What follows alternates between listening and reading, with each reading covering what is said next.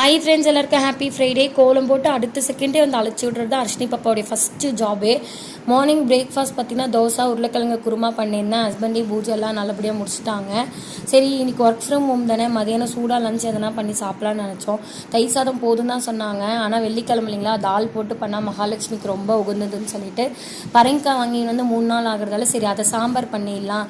Night dosa தான், so அதுக்கும் தொட்டுக்கிற மாதிரி ஆகிடும். 2 in 1 எனக்கும் வேலை மிச்சம்னு நினச்சிட்டு சாம்பாரே பண்ணிட்டேன். முருங்கைக்காய் பொரியல் பண்ணியிருந்தேன். கல்யாணத்துக்கு முன்னாடி எந்தளவுக்கு சமைக்காமல் ஒரு வேலையும் செய்யாமல் இருந்தனோ, இப்போ அதுக்கு வட்டி போட்டு குட்டி போட்டு எல்லா வேலையும் நானே செய்கிற மாதிரி லைஃப் மாறிடுச்சு.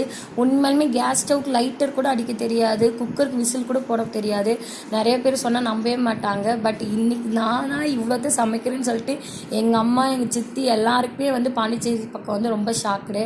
லைஃப் வந்து எல்லாருக்கும் ஏதோ சேஞ்ச் ஆகும், எனக்கு எப்படி டோட்டலாக சேஞ்ச் ஆயிடுச்சு. உங்களுக்கும் இந்த மாதிரி நிறைய சேஞ்சஸ்